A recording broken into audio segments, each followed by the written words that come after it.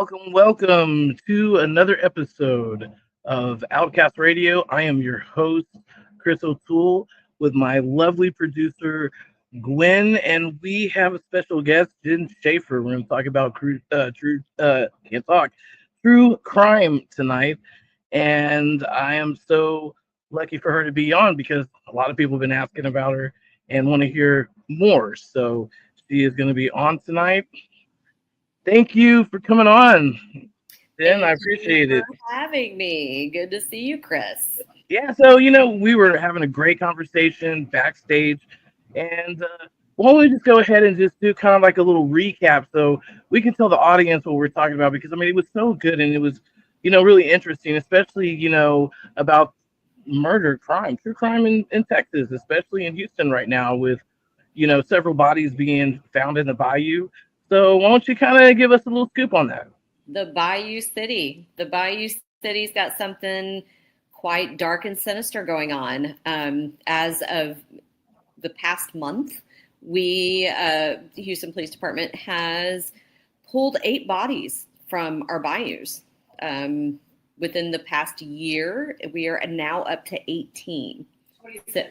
Oh, I'm sorry, 26 this Oh year. wow, So wow, seriously, you tune out for just a second to do something, you get back to it, and there's more, and it's oh and yeah. it's just compiling, and as of right now, HPD says that there's no active serial killer, that these crimes, if they are even crimes, are not connected, but I don't know.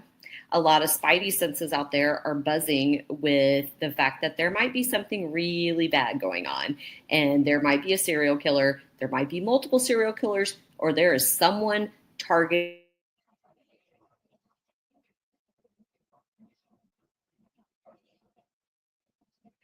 Got a little hang up there, Slack. She's gonna come back. ah, There you are. um, they don't want this getting out. I know, But right? and I haven't had the time to really dig into it enough. Right. The two, and we talked about it, the two victims that I really know about or I've read anything in detail about. The one is the young man, 20s, 30s. Either his sister or his cousin posted on Facebook. This guy is autistic. His body was recovered from a White Oak Bayou, I believe. Yes, yes. White Oak Bayou. They discovered him there. He had been back.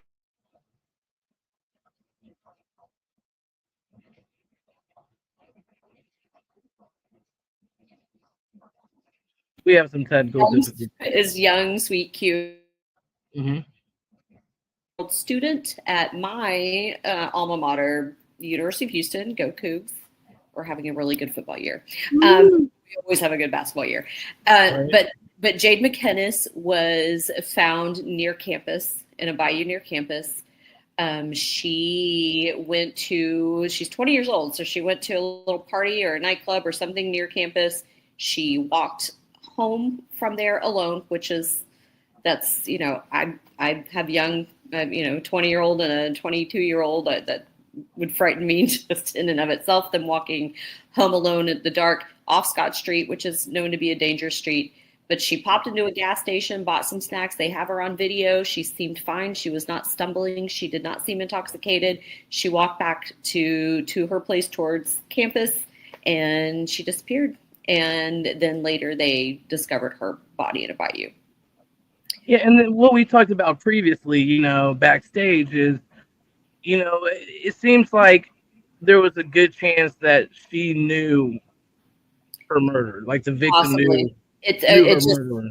I feel like if they solve this case, which and Chris, you remember this because you were in Baytown. I think a couple Christmases ago, a young Sterling High School student was found in a park who was shot, and I don't know if they ever solved her death, and I can't remember. Smith. Yeah, Supposedly they did, but I didn't hear anything on the news about it. they I didn't follow researched up it. No, no, anything. a law officer told me that that the case has been solved, and that was talking to him on another case, but he never really got into the specifics. He just said that the case was solved. But at the Hmm. same time, there's still red flags. So I don't know. And I just I feel just like, think if they could go after this Jade McKenna's case, if they could solve hers, maybe that could lead to solving some of the other crimes. I feel like that's the one with the most to go on, just considering, she wasn't homeless. She's a student. She's a young woman. She's attractive. She's all these things, right? right. She's smart. She had her future ahead of her. I feel like that's just one where they could maybe get more until they can build a stronger victimology with her. They could, discover more. So if Right. they could solve that, then maybe they can solve some of the other cases. Because if you kind of look at where like the bayous are, especially like Buffalo Bayou, there's literally a club like suspended right over Buffalo Bayou. Yeah. You just go down, and I think that's where that crypt is, like underneath it. So supposedly a family crypt. But all of that there, anybody can just walk down Main Street. You know what I'm saying? And then walk close and then fall into the bayou. Where some of these people declared homeless that they found in the bayou. Were they living off the ways? Was it did they OD and just rolled in the bayou? These are like It things. just seems, here's the thing. And yes, some of them could be unrelated to any sort of foul play. They could Right. have been intoxicated. They could have been on something. They could have not known how to swim and fell into the water and drowned. I think, but we're talking 20. Thank you. Yes. I've got my producer / partner back there chiming in. Hey, Amy, how's it going? They said, "Hey, Amy." So, but we have a lot of people. That's a lot of people. And No, you're right. I'm not buying the apathy that's given out because they're homeless either. Because even if they're, there could be a possible serial killer, or we talked about maybe groups of people, something going on where they're targeting the homeless. That's not cool. We should protect all of our citizens. And I get downtown sketchy. I was in the cast unit for, for Harris County, and that's a part of our community supervision. So I walked that path, and it was it's sketch, and the people can be sketch. Oh yeah. But, it still just doesn't. You've got to treat every single case with compassion. You got to give them dignity, and you need to give the families some closure. So. No, absolutely, absolutely. And I just think it's a coincidence that if you really look at it, like what is like the 4 or 5 years, well, it's been over 100 and something bodies altogether. Is that right, or something around there? It's a lot. Yeah. I can't even give you. It's this number that seems like it's like an amoeba. It's like it just keeps growing, and once you think you have a number, you're gonna hear the click clock of my little dog down here. But you're, that number just keeps growing, and I hear a new number every day. And I blink, and like I said, I was like, oh, I think we're at like 18. No, we're at 26. Right. And so just keeping up with it, and I understand. I really do have some empathy with our police force and our homicide investigative forces that are out there trying to get these things done. Their resources are limited. They've got, they don't have as much, man and woman power as they need. I get that. But at the same time, our mayor, he needs to say, like, hey, all I'm hearing is it's not a serial killer. It's not connected. It's not this. It's not that. Well, hold on now.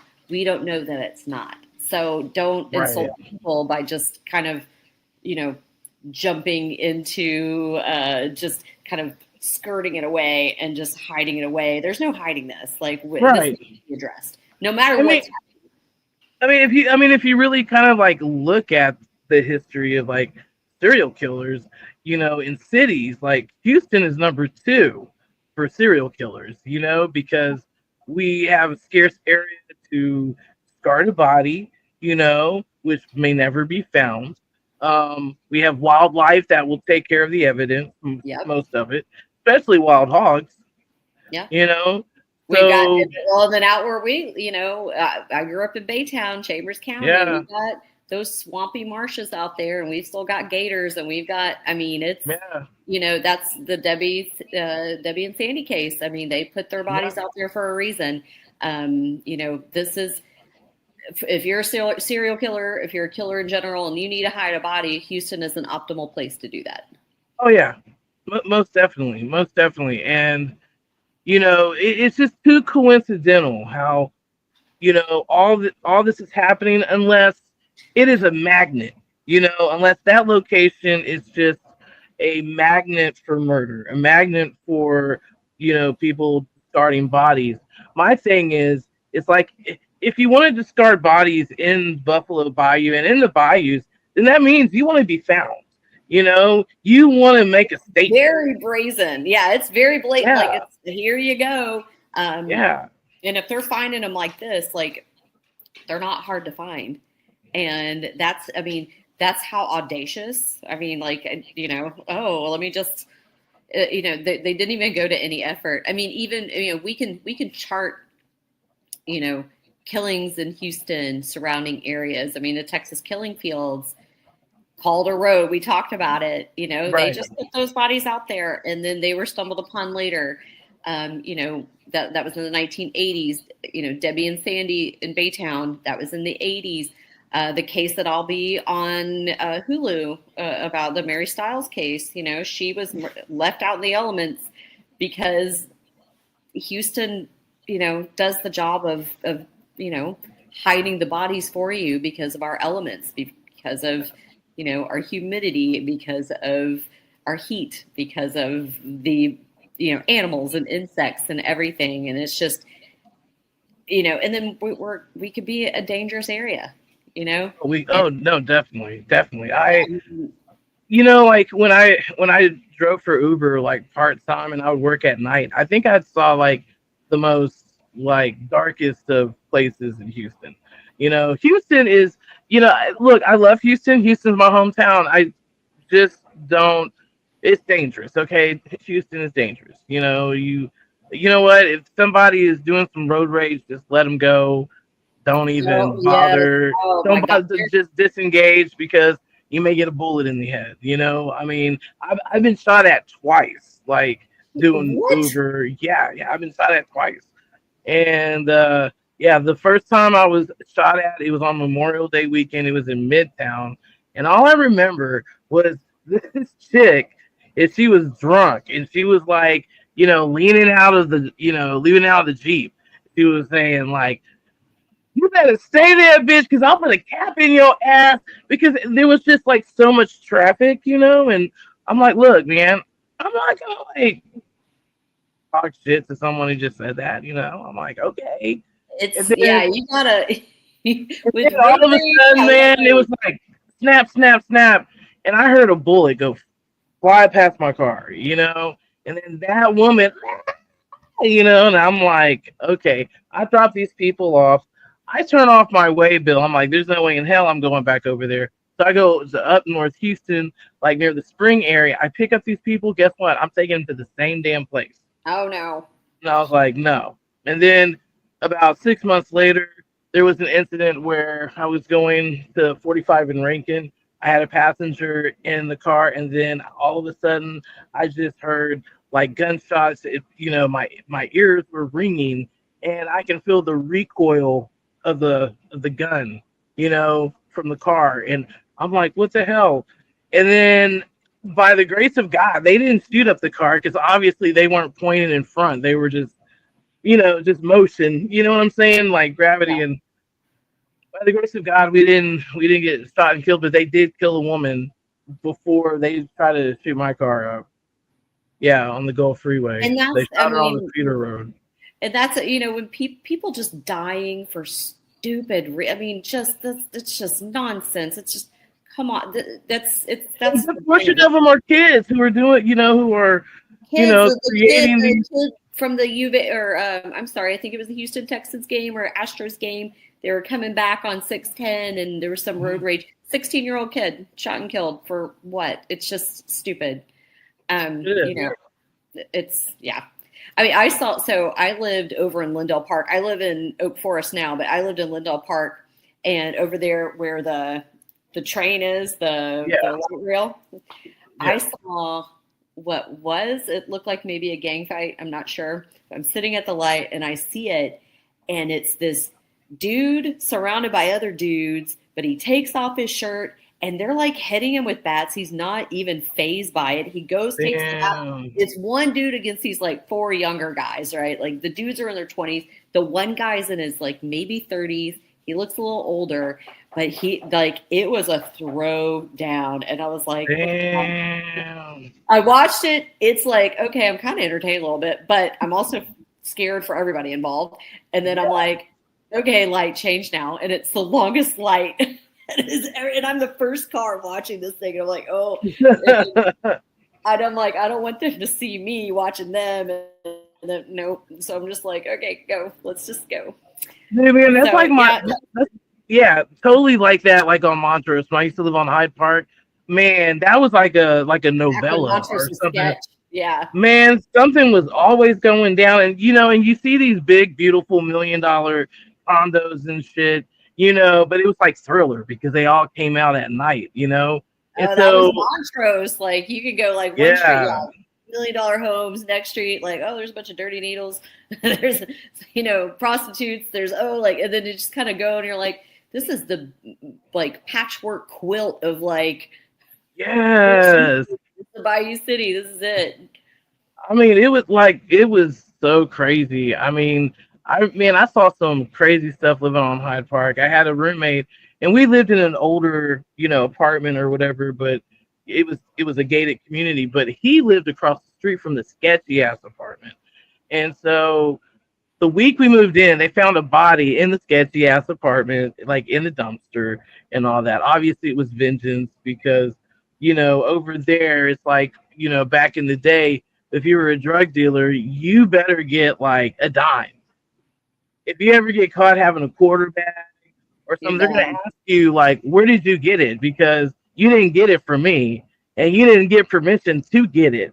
You know what I'm saying? So that's how rough it was over there, And I remember this guy. His name was John, and John turned to Shantae. Yeah. I mean, I would see him, and you know what? I only saw him once as a woman. Okay, just one time, and it was just a silhouette of him. But his name was John. But like on the weekends, his name was Shantae, and he would dress up as a streetwalker, and he would get in these cars with people, and it was right there on that Esplanade, on Hyde Park. And he had a boyfriend. We called him Debo because he was always high on crack or something. Because he would go like Debo? Yeah, because he just got out of prison, and so he was like, blah, blah, blah, blah, like you could never understand what he was saying. And so when I took my dog Cletus out, he was like going in circles and I'm like, what the hell? And he was like, who is this dude? Like, what's going on here?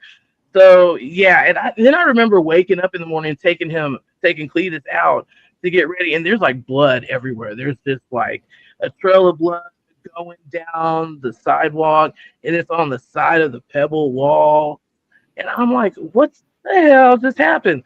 And I see like flashing lights, and obviously, just another Tuesday. Yeah. And then I see Mr. Ron.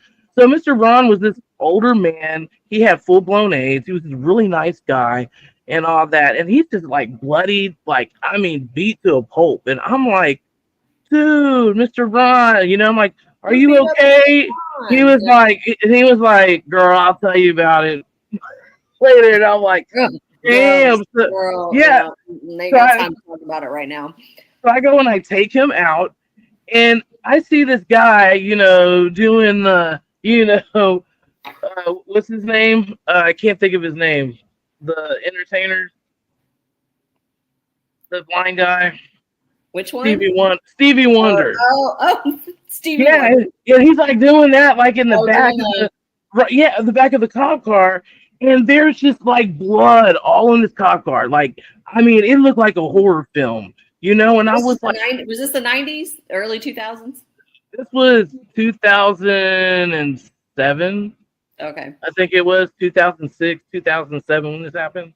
or maybe 2005. It was around there. But I mean, I was like, what the hell? So this guy was high on PCP, and he bought some drugs from this dealer, and so he felt like he got screwed over, and so he went and jumped over the cast iron fence that had spikes in it, and he Oh, lost his footing, and the spike went through his foot, and so he was just hanging there and oh all God. that, and yeah, and then it ripped through his foot, and then but he was on PCP, so I guess he didn't feel It's nothing. like, oh, it's Yeah, fine. so he went down, I guess he was knocking on doors or whatever because there's like a trail of blood everywhere.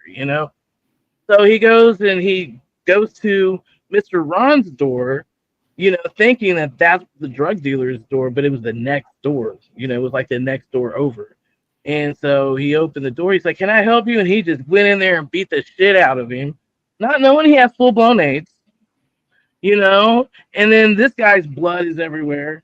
So not only that, he had his blood everywhere, he just made a very bad And poise. that's a 2005 Tuesday in Montrose. Yes, I like these yes. people who live there now had no idea. Well, Oh, and oh, the drive by, there was a drive by. Something told me, like, look, man, like there was strange stuff that happened in Montrose. I would always see like shadows, just like black shadows walking by or whatever. Well, I came home from work.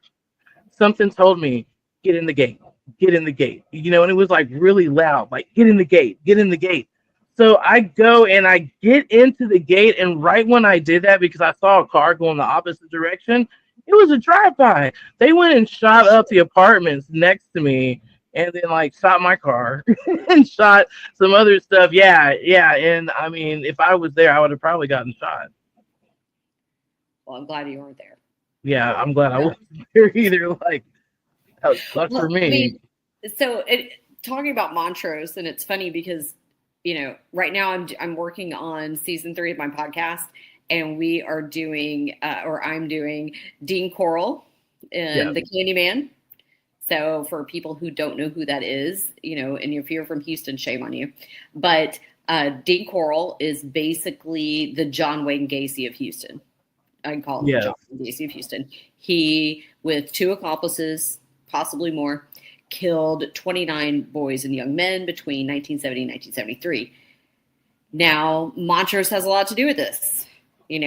I've done some digging, and the first few episodes of my podcast just kind of sum up, what happened, how he stopped doing what he was doing first, because the story kind of begins with an end. It ends with his death, but then we go in, we learn about these boys and these young men that he killed. We learn about the kids that worked with him. He recruited 2 teenagers to work with him to do this.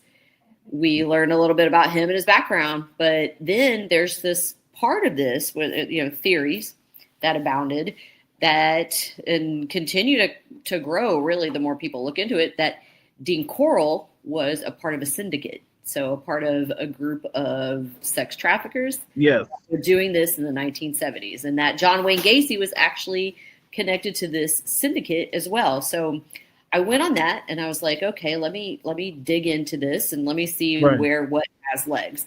And it's gone pretty deep, and it's a lot. And Yeah. I'm on the side of there's something going on, and it's and Chris, we talked about it, and we talked Yeah. about Yeah. there Yeah. might be bodies of boys that have not. And I've talked to Dr. Sharon Derrick, who was the forensic anthropologist on the case. She actually identified 11 of the remains that were not identified, because a Yeah. lot of these boys were found buried in a boat shed and buried on a beach and buried Right. out Yeah. by Lake Sam Rayburn. So they had this arduous task of figuring out what bodies belong to who and who these boys are. But Right. she solved 11 of them. But she thinks that there are more bodies definitely out on High Island, and that, I mean, I feel like we should go out there.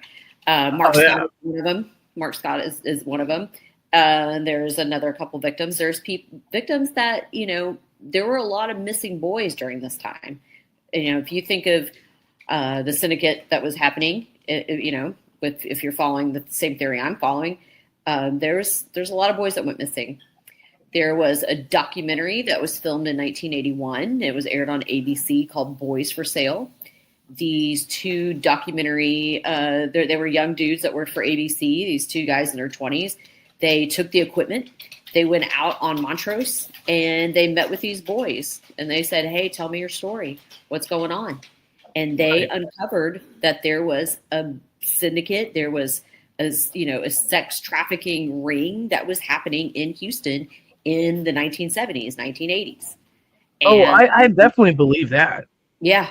And believe it. you could find this documentary on YouTube. It's there, and it features wow. a young Mark McKinnon, who is a journalist. He's been on The Circus, the political docuseries that came out for a while, I think on HBO. Features a very young him, and it features a young Dr. Tom Philpott, who was a professor at University of Texas. And what is this? And what's this called again? It's called, if you look up Boys for Sale and you type it into YouTube, type in 1981. The show that it was on, Boys for Sale was a documentary. The show that it was on was called Alternative Views, and it was filmed in Austin. And so if you go in and you start to I just jotted down every name I could, jot down every story that I could, jotted down everything that they found out, because they found out a whole lot of information, but at the time they could only share so much because of legalities. They don't want to get this in trouble. So, but come to find out, some of the biggest banks in Houston and Dallas were trying to kill the story. And they were mucking it up bad, getting the story out there. And they did a good job because not a lot of people know about it. And so I've started digging into it. I'm about to actually tonight record episodes 3 and 4, but I've done 1 and 2 that kind of delves into it. So if you want to, those are up and ready to go. If you want to go check those out. Oh, absolutely. Absolutely. And hey, please, I don't know if I sent you an invite or not, but I created a Facebook group called The Rabbit Hole. So things like this, yes, please be on it. Please, put your podcast on there. Also, to put anything that you have relevant to a story, so everybody can dig deeper in that rabbit hole, because knowledge is power. And that's what I try to tell my kids.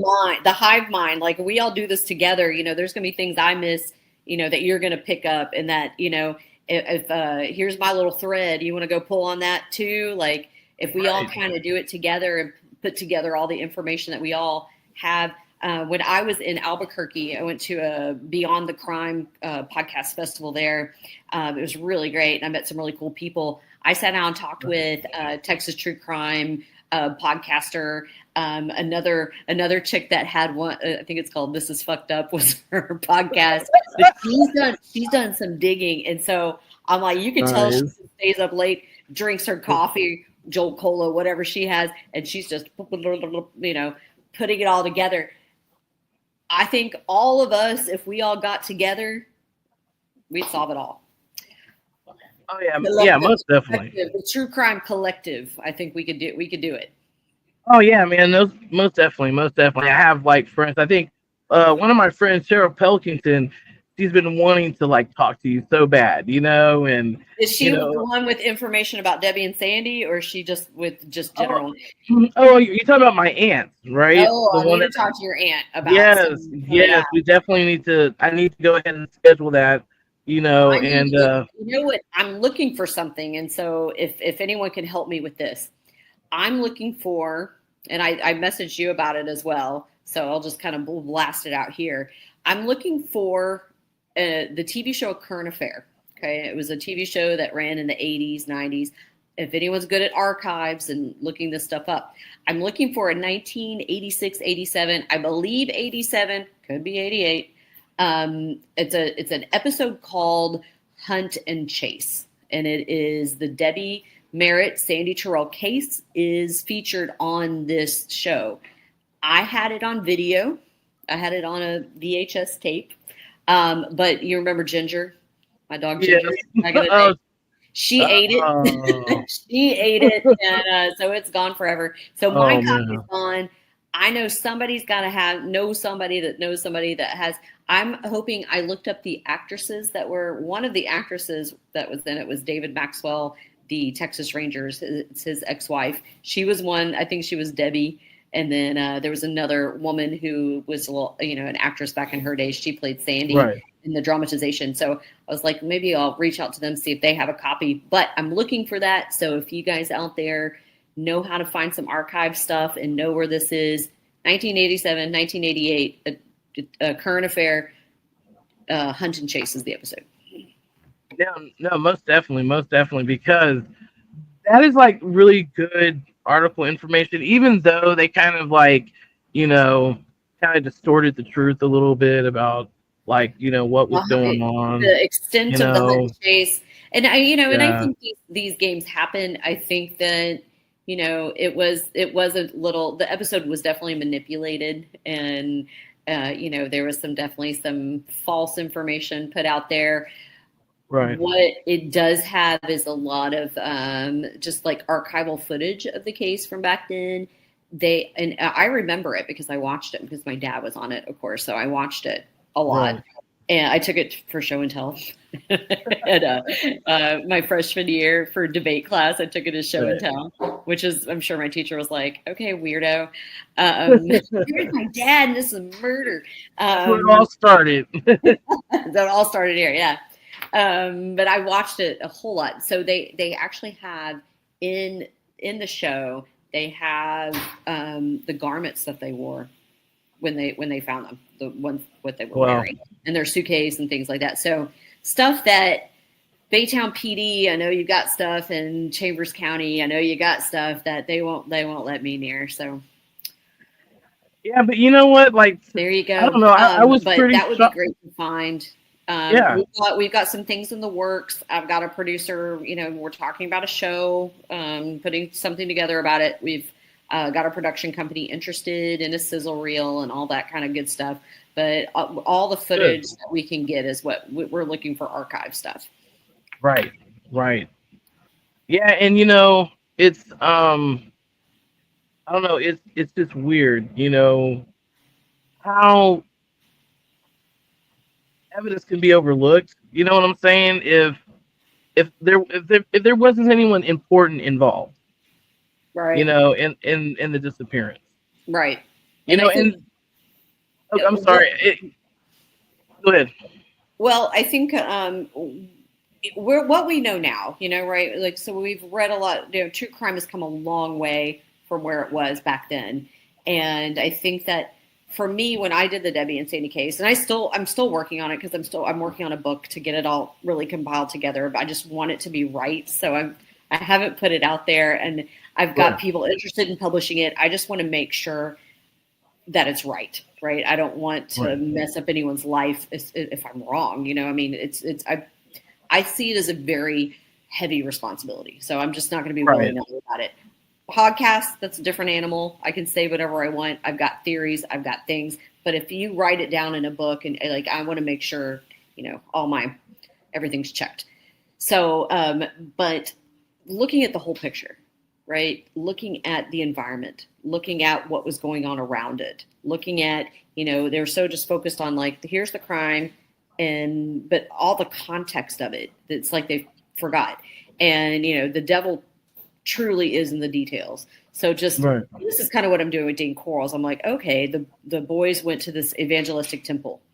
I want to find out who worked there, who knew like everything that was going on at that time, on that date that they disappeared, what was near there, what was going on near there. Yeah, come to find out that the bowling alley that two of the other victims disappeared from was like right down the street, half a mile away.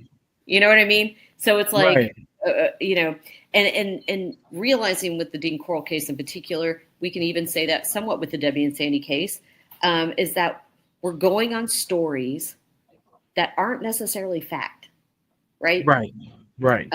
Like with Dean Coral, the stories that we know about everything were told to them by Elmer Wayne Henley Jr. and David Brooks, the two teenage accomplices. Right. Why are we claiming this as fact?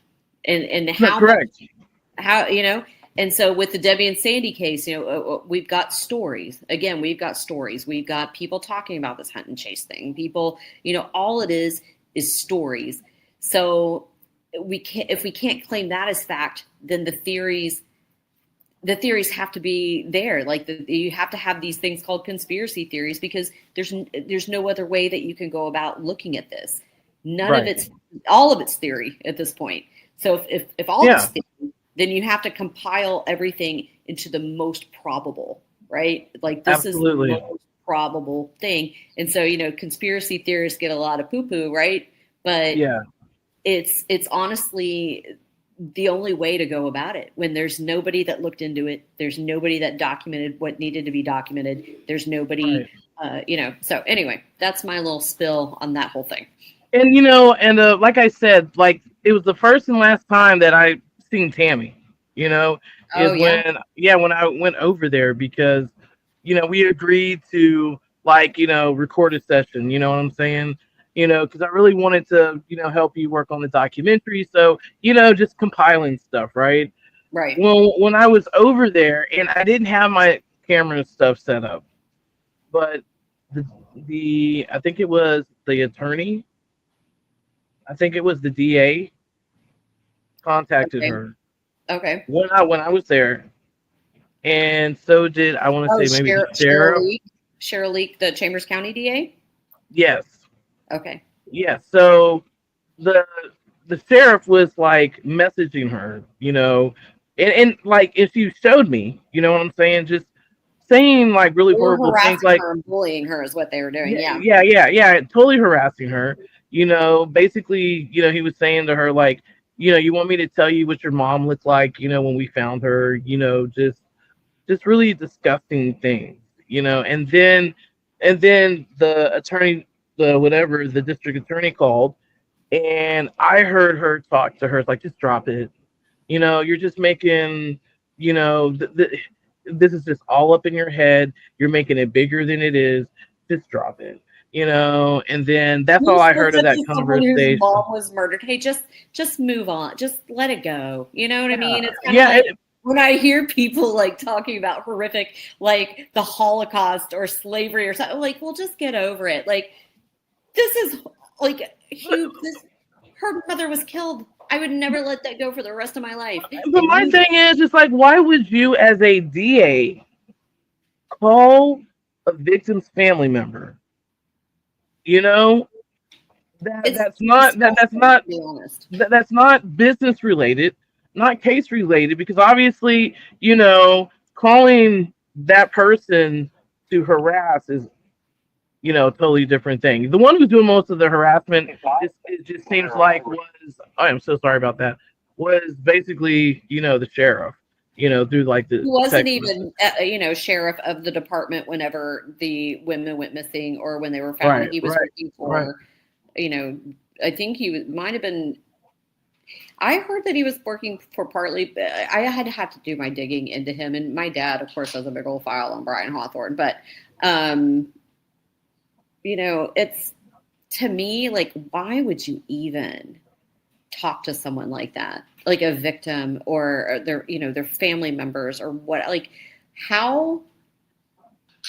There has to be an element of compassion in your job when you're dealing. I mean, you work for the people.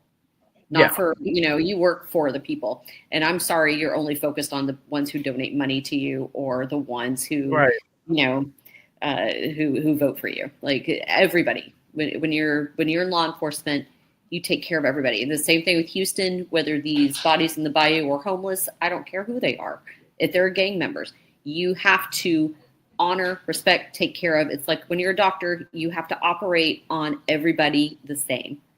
And you have to protect everyone the same.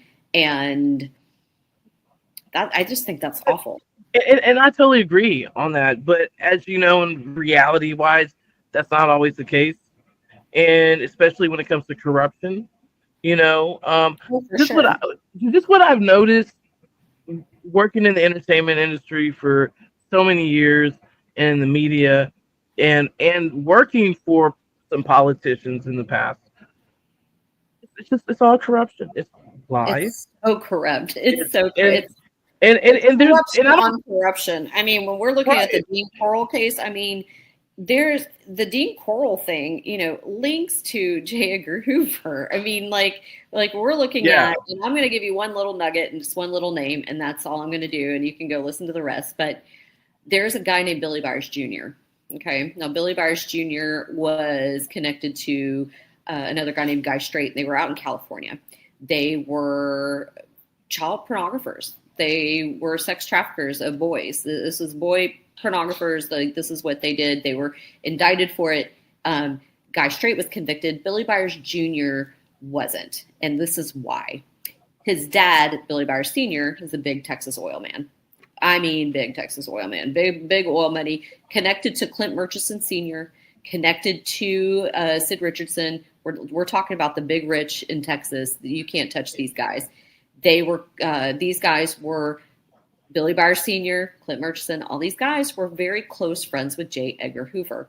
Clint Murchison had a hotel. J. Edgar Hoover used to come stay at this hotel. Billy Byers Jr. used to supply young boys for him. You know what? I think I heard about that, and this is the reason why I heard about it is because I have this book that a friend of mine gave me, Shannon Dean gave me for my birthday, and it's called The Apocalypse 2. Have you ever read No, no. Mine's based on The Secret Life of J. Edgar Hoover by Sumner, but Anthony Summers. I mean, there's like these crazy ass essays of people who have like committed these pedophilia sex crimes. Now, like when I was younger, I read it, but I just read through it and I was like, damn, these like some messed up stuff. But now, since I'm older and I got the book out of storage, and I'm like, man, most of these are like pedophile cases. They're like, right, and I think I heard, and I heard one of those names like in those stories, in those essays. So yeah, and I was thinking about doing a podcast, basically doing an audio podcast, about what I can find, on those stories and all that, because I pull it out, yeah, because I can guarantee you that there are books that corroborate everything that you read there, that they were saying it, and it's probably an old book, right? They've been saying this. Yeah, I think this book is about, like, I want to say 15 years old. It's probably older than that. Right. It was probably in the 80s or 90s. Well, I know it was after John Benet Ramsey. I know that.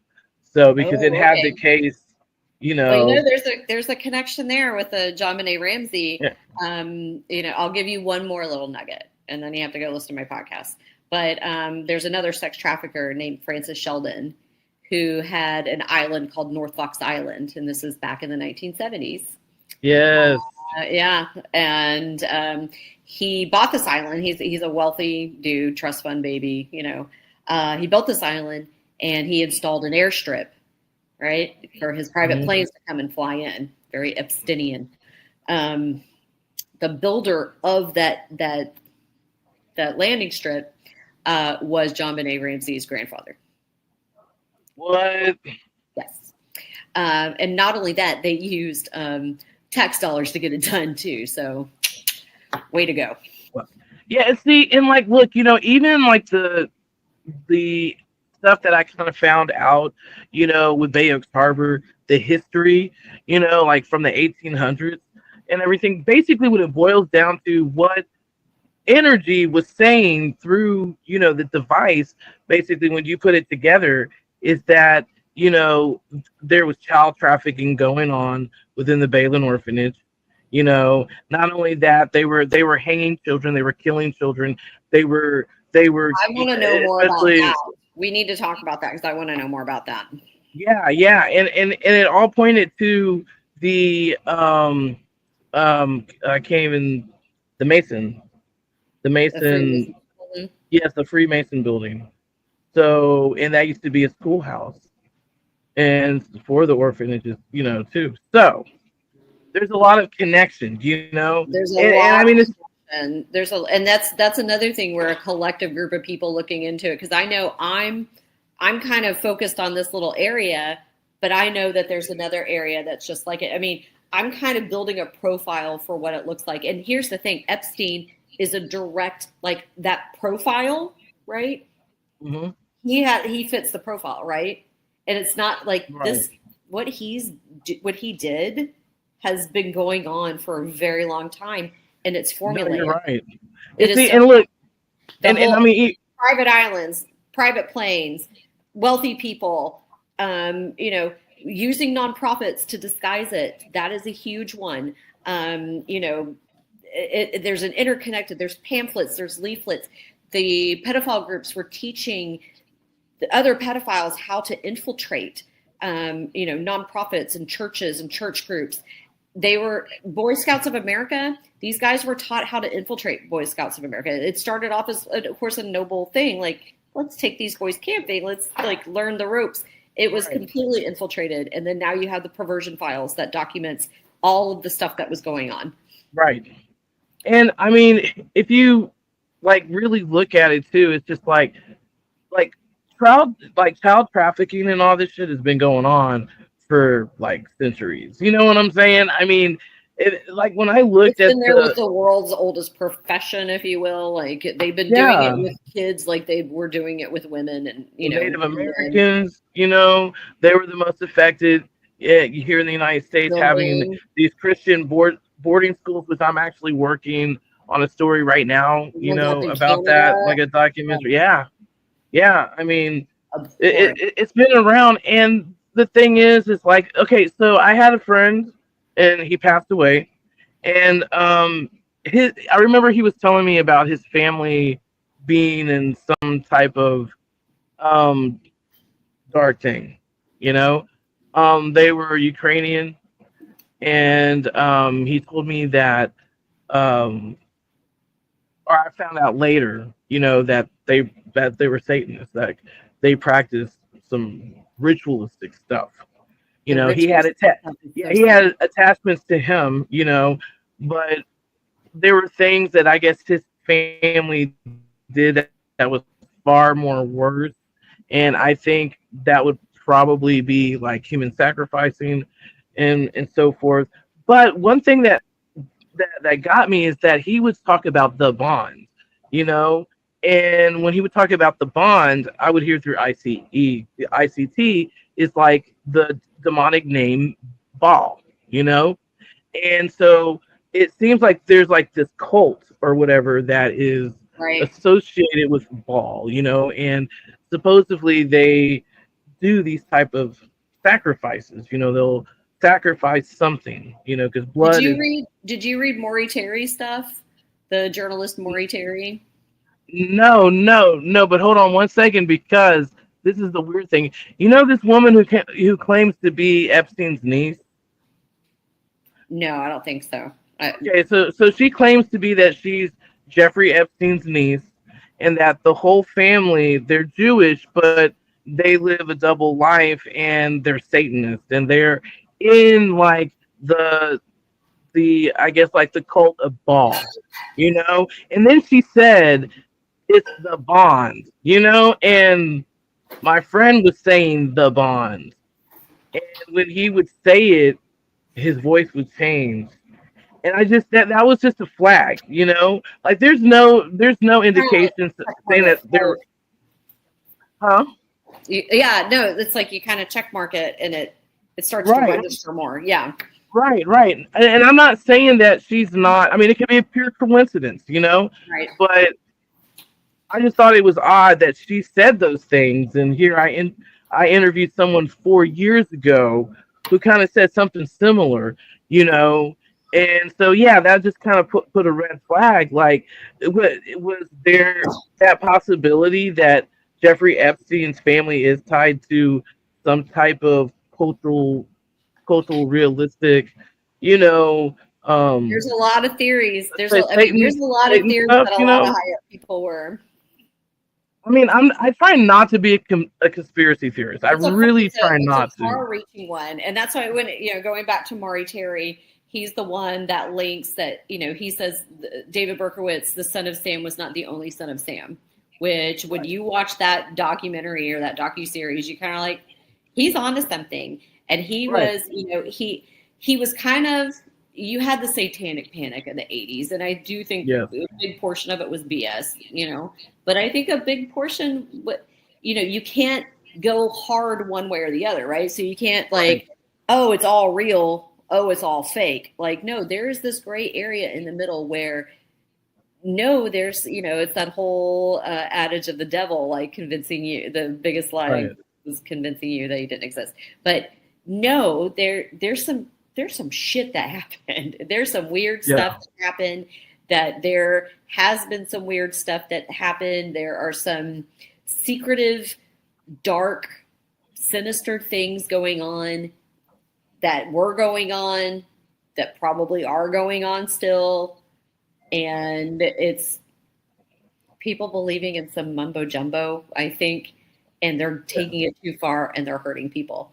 And I think, even with the sex trafficking thing, whether it has to do with anything deeply sinister like that, or if it's just sickos being sickos, I'm done with it. I'm ready. Like, I'm ready to just out the crap out of them. And you can call me a conspiracy theorist all you want. I think part of it, it's like we always known that we've got to protect our daughters, and we do, absolutely. But I didn't know that this boy thing was so bad, and how we've let down our boys. And so it's just, I'm kind of at a point where I'm just like, if I find it out, and I'll research it first, and I'll make sure it has legs, or I'm going to put out, hey, these are some coincidences. Check them out and check it, because it's at the end of the day, it's worth it. It's worth, if we find out something, then it's worth it. Well, like going back to Satanic Panic real quick, my personal experience when I was younger, when we lived in Texas City, is my cousin and I, we cycled 25 miles a day, and so we decided to go down, I guess like I forgot what it was called, the not the dam, but I can't remember what it's called, but anyway, the skyline. So we decided to go and, cycle over by the skyline. And then there's like Dead Man's Curve, which is like this really sharp curve. And at that time, there was like forestry, like on the side. Well, he had to go to the restroom. And so we stopped. And was this the 80s, by the way? Hold on. Yeah. This was the 80s. Yeah, because we're talking 80s, right? Okay. Yeah. We're talking 80s. And he was like, hey, Chrissy, come in here. Look at this. I go in, and like they tore down some trees, and like there was so much like thickets, right? So it looked like a wall, like you came into a room, and there was like a makeshift like table out of twigs, and there was a bowl, and this bowl had like blood in it. Like it just stunk, and everything like that. Yeah. And so like he pissed. We just got on our bikes. We left. We went and told our uncle, because he was a cop at the time, and we told him about it and all that. But here in Baytown, I do believe that satanic rituals still go on, especially over here down the road where I'm from, like off of Ferry Road. Were definitely back in the day, yeah. Yeah, and I mean, it, like not even 5-6 years ago, we found where they were doing a satanic ritual underneath one of the ports, where I guess where they used to have like summer school or whatever, or summer camp over at the Methodist church and all that. So they have a picnic area that's roofed. And yeah, we went there one time, and it was like a big huge circle, with candles, and yeah, it was pretty insane. And some of it's so like hokey, cheesy. It's, kids went to Hot Topic and got some candles or whatever. But it's when there's harm. They can go do their silly things, whatever. But if you're harming animals, you're going to piss me off. If you're harming people, if you're harming kids, you're going to really, make me really. See, that's what got me. You. But, I think in that, here's the thing, and I didn't know this. My friend Sheila told me, because her dad in 85, 86, he went out to like bar, he was probably in his 20s or 30s, but she said that rumors around the bars back then were that there was some sort of satanic thing with Debbie and Sandy, that was the rumor back then. And I mean, so if you look at 85, okay, 85 in Baytown, you got September, you've got Carolyn Hahn, little 11-year-old girl who was killed in her apartment complex. And then in October 31st, Halloween, you have Mary Stiles, and that's what I'm going to be on Hulu. Texas True Crime is the name of the show. Mary Stiles is the episode. You got Mary Stiles killed on Halloween, right? And, you know, we know who killed each of these little girls, and it was different people. I still think that there's some things that weren't uncovered that should have been covered. There's an odd coincidence with the two cases. One, you know, the girls, you know, several coincidences, sorry. So you've got the girls' ages. They're the same exact age. They both lived in apartment complexes. One's in Mont Belvieu, one's in Baytown. The oddest coincidence is that their fathers worked together. Not at like, and so when I first heard this, I figured, oh, their dads worked together at Exxon. Well, thousands of men and women worked at Exxon. Yeah. No, they worked for a plumbing company, a plumbing and AC company that had like maybe 8 employees. Whoa. Yeah. It's called Young's Plumbing. Okay. So I know exactly who you're talking about.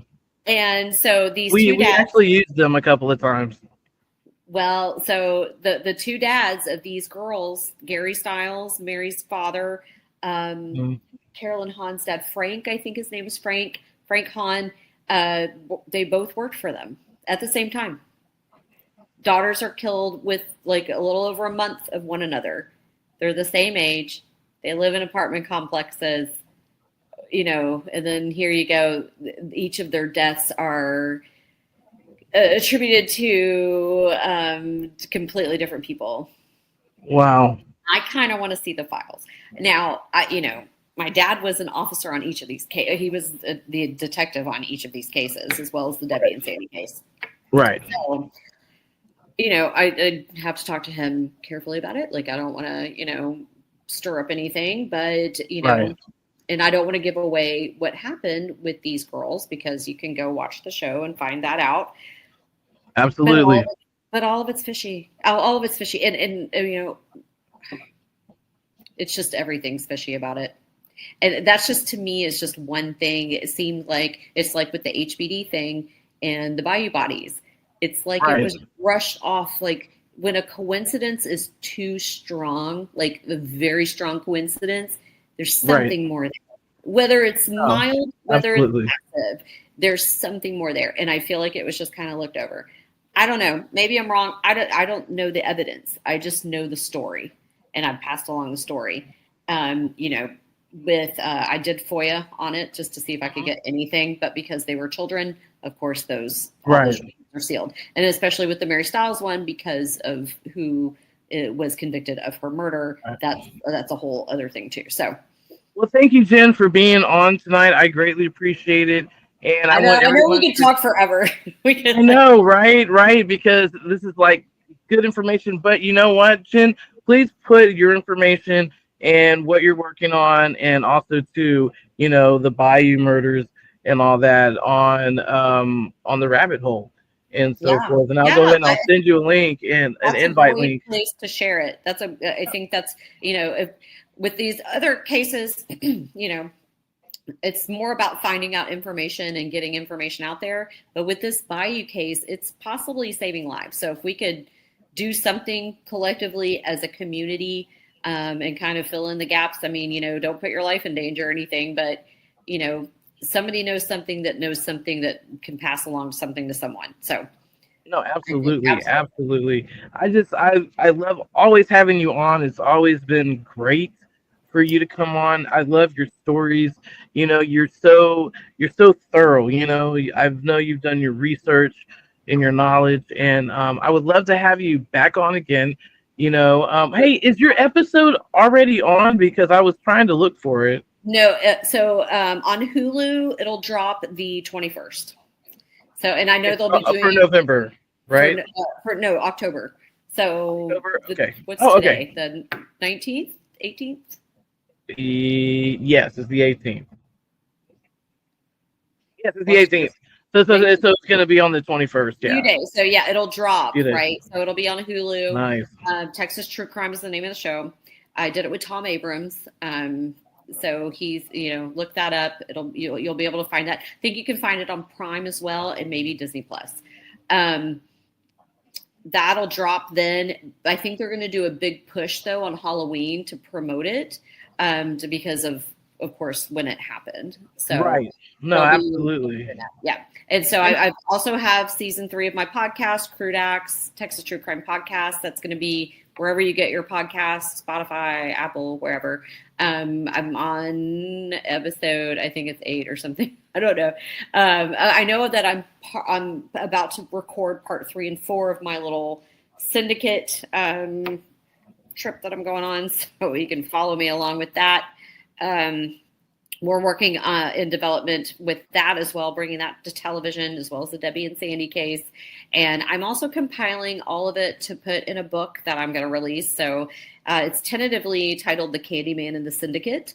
So look out for that. Right. That hopefully I'll have that done in a couple months, probably. Yeah. Nice. And also too, on the rabbit hole, I will have Boys for Sale. I will have that documentary on so people can watch it too as well. And please invite your friends and all that to it, because I want people to put in their knowledge. I want this to be, something educational for people. People have any, information, that's credible to, helping people, finding someone, solving, murders, or, Easing pain. Yeah. Helping people, easing pain, telling stories that need to be told, honoring victims and honoring their families. That's just what it's all about. Absolutely. And there are some documentaries that will be posted, like true crime as well, off of YouTube, so people can have knowledge, who are crime buffs, who love, true crime and, paranormal stuff. Please, join the rabbit hole. You won't regret it. We can all talk and get along and, have a coat. Get lost in it. Get lost all up in it. So yeah, so thank you so much, and I'm waiting for the producer to pop in. I don't know where she's at. She's backstage somewhere. There she is. She's a genie. Genie and a Hey, what's up, Gwen? Oh, okay, so sorry. Always grilling. I'm here. Great show, guys. I wasn't planning on popping in. So. No. It's cool. It's been like really good. Man, Jen's always good, man. I love having her on. She's just so effervescent and she's so creative, and I love to talk. I love it. But you do so well. You're yes, awesome. You're great. So we enjoy it very much. Man, and look, Jen, I've known you for close to 27 years. It's been that long. Oh my God. And we're still only 23. That's weird. I know, right? And it's just like when I look at you now, it's like, damn, you look more like your mom. Like the older you get, the more right? you Because I look like mother. my dad a lot for like a long time. Yes. With the graying and like my white's coming out more, Yeah. Hey, look, I'm starting to get gray hair. I can't believe it. Oh, it's happening. I'm just kind of like deciding, like, what do I do with it? Do I just let it grow and go and grow, or do I cover it, keep covering it? And I'm like, I could save a lot of money if I just let it go. Yeah. So yeah, no, my mom. I put in blue contacts not that long ago, and I was like, oh my God, I look like my mom so much. Oh man, how is your mom anyway? Oh, she's good. She's good. Is she still practicing, or is she retired already? She works for DaVita as a social worker for DaVita. Oh, okay. She's never going to retire. She doesn't want to retire, but luckily now she's going on vacations. At least she just went to Turkey, and she's wanting to. It was like Turkey and Greece, and so she had a fun time with that. She really, though, and this is interesting. They were going to go to Israel initially. Oh, really? And this was before all the shit went down. Yeah. Literally, like it was last Christmas, like before all the stuff went down. She had this whole thing planned to go to Israel. She was going to go do like a big Jesus tour. It's with the church, and they were going to go like historic stuff. And, they decided to do it in Turkey instead. And they followed like the Gospels of Paul, I think, and like went and learned about that. But, but now she's like, I eventually want to get out to Israel. I'm like, oh, go, like, hold on. Just wait. Let things get settled first, Mom. Yeah, like we know how shit went down a few times with the Damn, you do not ceasefire. run fast. Like you cannot. Like no. You know, like just wait. Like right now, my wife is on a cruise. She's going to, I think, Cozumel or whatever. Oh yeah, I Man, know the Cozumel cruise. I've been on that a couple times. Yeah. look, man, I like, okay, I love water. Okay, I'm just like, when I think about being on a ship, okay, with a whole bunch of people, like a whole bunch of people, and you're out in the middle of nowhere. I don't know, man. Did you see the documentary about the one that got the poop cruise where they got the like I've heard of that. I was like, nope. Dude, that made me have a virus right there. I was like, oh damn, I gotta go to the restroom like you know that. what? I'm about to lose 10 pounds, but I don't know. Oh my goodness. Ooh, I mean, like, you know what? It's probably nice. I just like that's not my thing. Like, I don't want to go on a cruise unless it's in Alaska. Go on a cruise to Alaska. I want to go on one of those. I would love to do an Alaska one. They're a little more expensive, I know, but I mean, just to see the whales and the things, like just I think it'd be really cool. I'd like that. No, and really I have would. these friends, and they, you know, they're a couple. They did one around Iceland. Oh wow! Oh which wow! was really cool. And I think they just went on one that was. They'll do the ones like the river tours in Europe, where you know those are supposed to be like super posh and nice and everything. So maybe one day, like retirement, when I'm retired, like they are, like I can go do something like that. Man, I don't know, man. That. Shit, man. When it comes to retirement, man, you gotta have a decent ass job just to retire. You know what I'm saying? Like, our generation, forget it. We're gonna be working till like, we're all fucked. gonna be we're all gonna be like, "Hi, welcome to Walmart. We're Gen X. Come in." Well, you're always with Gen X. There's only two ways to go. Neither, you know, you just work hard and become your own employer, or yeah, you're gonna have to go somewhere where you know you can get work. I mean, it's sad. You know, I remember when it was just easy to get jobs. You know, now it's like it's hard to do that. A job with benefits and a pension, and then when you retire, I mean, that is, you know, the best place is Harris County. My friend has worked for Harris County Community Supervision, and she's close to retirement now, and her retirement's badass.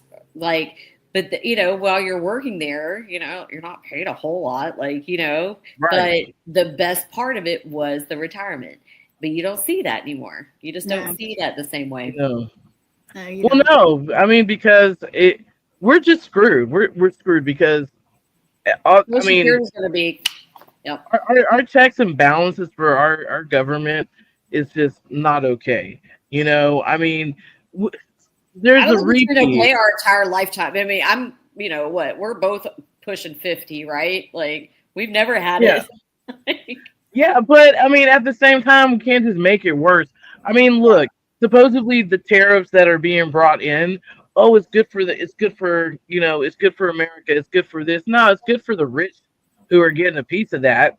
It's not good for us. It hurts us. You know, I lost one of my freelance jobs because most of our products come from China.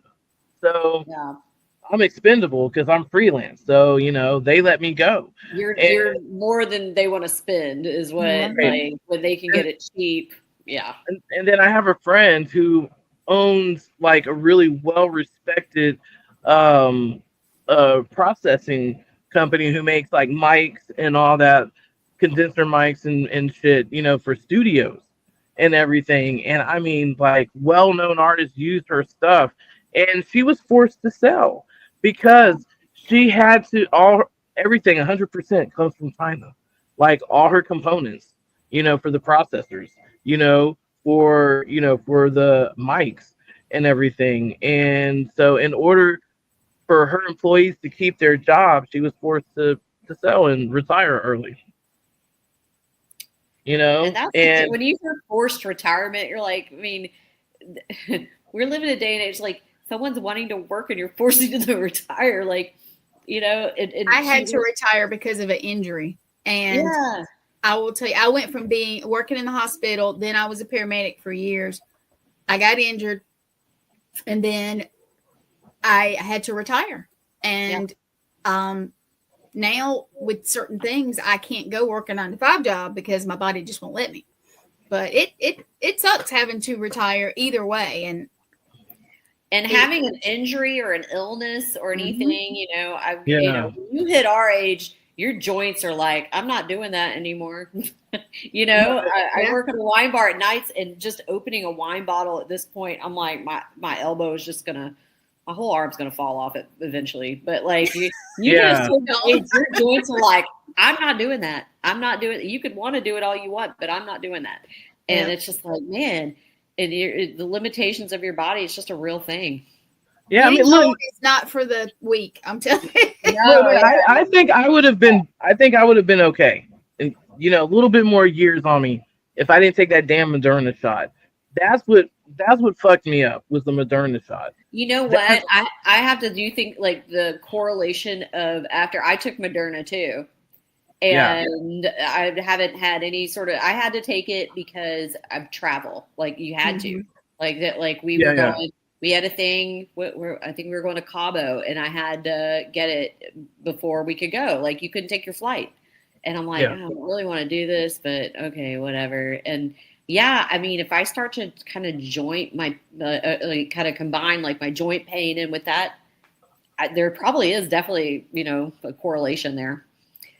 Well, I have a question. Have you guys ever heard, I can't remember which shot I had, but ever since then I have a lot of eye issues. One day I can see, now I wear glasses, but I mostly have to have them for reading, or like I'm on the screen, you know, that kind.